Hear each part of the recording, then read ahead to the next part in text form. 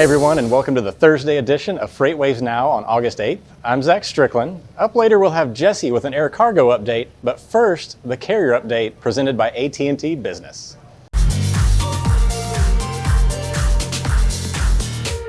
Welcome to the carrier update presented by AT&T Business. Let's go ahead and jump on in. Today I wanted to talk about some of the biggest markets in the country because they've been unnaturally quiet. Now, I'm not talking about LA because LA has been carrying the freight volume in the country for the past several months. Ontario market sitting up top here at the #1 market in the country. What I've got it positioned on is a heat map for the largest markets in the country, and the outbound tender market share shifted from top left to bottom right. These are the largest markets over here. You've got Atlanta and Joliet, which have been two of the softer markets over the summer. If we go on in and talk about Joliet, you can see clearly a lot of these volumes, which are represented in this dark blue mountain right here, they've been really high relatively in May and June. Coming into the late part of June, volumes just dropped off a cliff. Going into July, staying soft. This is not normal for this market. This is one of the biggest markets in the country. Just recently though, we're starting to see this trend pick back up. You can see on this green line that is the head haul index. That is a measure of balance in a market. Outbound versus inbound. The higher that value goes, the better it is for carriers to operate out of because there's a risk to capacity depleting. If we go and talk about Atlanta, you can see something similar. We had elevated volumes throughout the early part of the summer or late spring, and then all of a sudden they just fall off. You can see this one drops more softly, but then plummets at the end of July. We're starting to see this market recover as well, but the difference between Atlanta and Joliet is that tender rejections are starting to pick up as well. Increasing tender rejections are an absolute measure of capacity. So whenever those go up, there's a lot more increased for spot market activity and increased rate pressure. Improve your fleet's efficiency with AT&T Fleet Complete, a 4G solution for tracking vehicles and simplifying ELD compliance. AT&T Fleet Complete, delivering fleet solutions for every business. Jesse Cohen joins me now with our air cargo update. Exciting news, Jesse. We have some new information put into our SONAR system. Absolutely. We've got new air cargo capacity data that's now available in SONAR. And what this is passenger wide body capacity and freighter capacity that's been filed with airlines or by airlines with the official airline guide.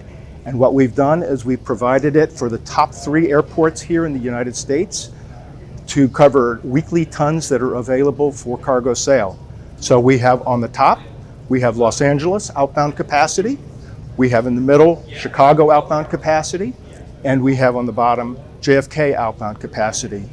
And what I wanted to point out to you was, here we are in the summer with the peak capacity that's available to the marketplace in terms of tons per week.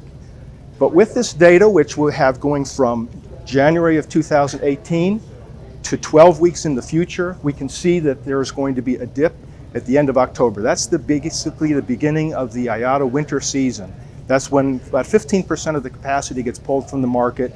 But at that point in time, air cargo demand is increasing. So what we can expect to see is capacity coming out, demand going up. Carriers will start looking for where they can escalate their rates, where they can raise rates. It's a critical quarter for carriers. Typically fourth quarter is their peak revenue quarter that's in their budgets, and they need to be able to take actions to take advantage of higher rates wherever they can get them. So again, this is a normal seasonal occurrence. We had about a 15% drop coming up. This past year, we had the same situation.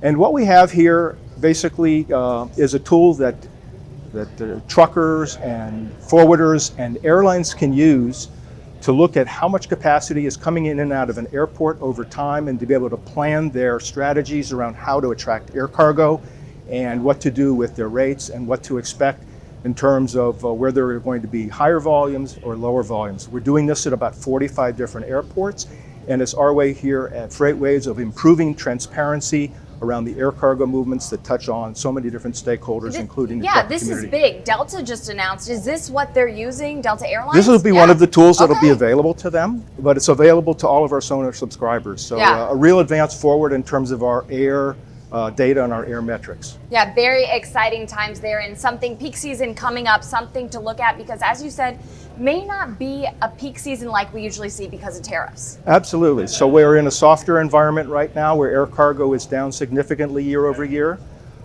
We've got the threat of tariffs and whatever that's going to do to the air cargo trade as well as the ocean cargo trade. So how much play there's going to be with the rates, how much escalation, how long-term that will be, is really an open question at this point. It's truly a wild card. Yeah, definitely something we'll keep our eyes on, and you'll be here in the coming weeks to watch it for us. Thank Absolutely. you, Jesse. As always, you're watching on YouTube, so hit subscribe, follow us on LinkedIn, Twitter, and Facebook. We hope everyone has a great Thursday.